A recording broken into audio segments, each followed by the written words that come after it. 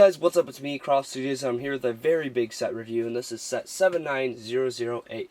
The pirate ship Ambush. It is 756 pieces, retails for $100 US, and it comes with 9 minifigures, a whopping 9 minifigures in this set. You get some very nice pieces in this set. So let's take a look at our box. So here's a look at the huge box on the front. This huge box on the back. In this set, you get 2 instruction manuals. There's nothing at the end of instruction manual 1 except for a screaming kid. You also do get this box to keep the manuals flat, which is very cool. When you go to the end of instruction manual 2, let's just open that up. Then go to the end, you get a ton of stuff. You get a checklist, of course, like you do in almost all of these Lord of the Rings manuals. You get a nice ad for the Battle at Black Gate and the Pirate Ship Ambush ad, even though you just got it. You can see a Lord of the Rings ad right there and a Hobbit Desolation of Smaug ad, which is going to be really cool. I can't wait to see the set pictures for that, and you can see you get a Hobbit or Lord of the Rings ad on the very back. So let's take a look at our extra pieces. So here's our extra pieces, and you really don't get anything interesting in these extra pieces except for a few. There is one axe blade in here, and you get some nice fire pieces. You get a nice little coin piece. I don't know if you can consider that a coin, but I really do. And you get some nice silver-looking fangs. And also you do get a brick separator in this set. So that's basically it for the extra pieces and brick separator. Let's go on to our minifigures. Here's the first minifigure in this set, and this is Aragorn. You can see he looks very cool. You can see his face right there, torso and legs, and he gets a very cool sword. He's wielding that sword right there. You can see his back printing is slight but cool. You can see he has a double-sided head. And this is no different than many of the other Aragorn versions that we get, but it's still an okay figure. I really think Aragorn's a great figure to get in any form, because Aragorn is awesome. So let's go on to Legolas. To Isengard! Yep, this is Legolas. You can see he has some very nice torso and leg printing, and a nice face printing right there, and you can see his bow is very cool and molded very nicely. You can see his hair right here, and when you take it off, he's a very cool figure. I really like Legolas. So let's go on to Gimli. Here's Gimli. I really can't say too much about him. He's a really cool dwarf, but first of all, he's in a lot of sets now. I think he's in 4 or 5 sets now. It's sort of annoying, but his pieces on him are very nice looking. It's not very exclusive, but still a great looking figure. Let's take a look at him without his hat or beard. Look at Gimli without his hat or beard, and you can see it looks very cool. He has a great looking torso. I really like that torso, and he has a double-sided head, as you can see, and some very detailed back printing.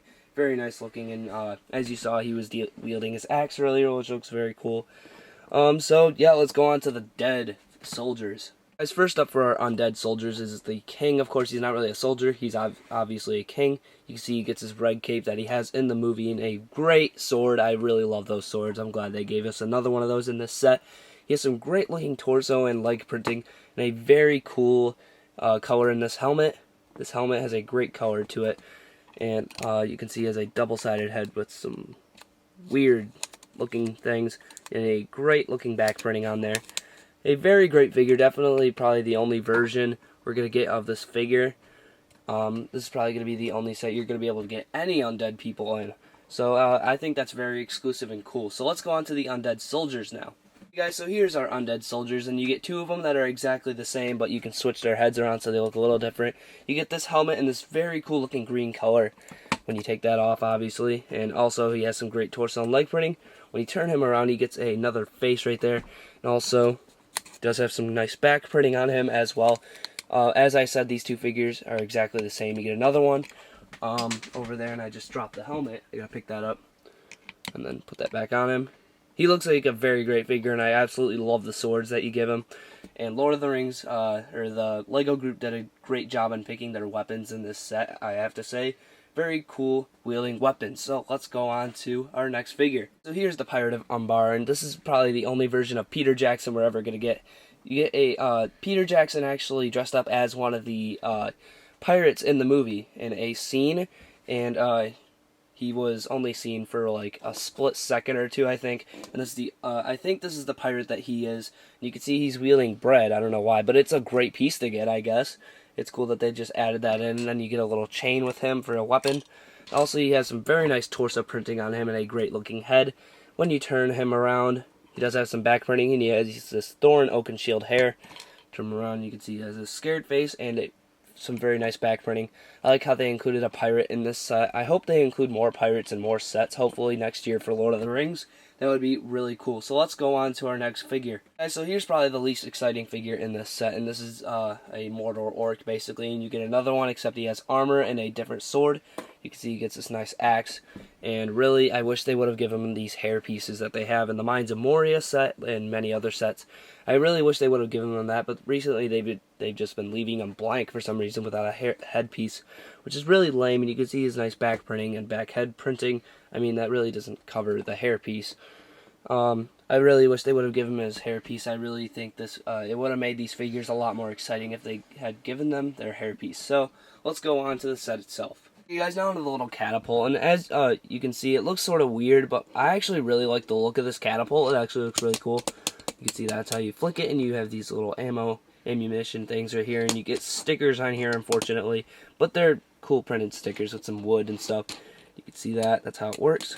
So let's take a look at this action feature. Here's what your feature looks like, and you can see you flick it, and it actually goes very far, and it looks very cool. So that's a great feature to add into this little set, or into this big set actually, and I meant into this little catapult right here. That's a great looking feature on there. So let's go on to the boat. Here's the pirate ship as a whole, and you can see it's very big, as you can see, and moving it, we're going to start off with the back right here, and you can see you get some very great printed shields.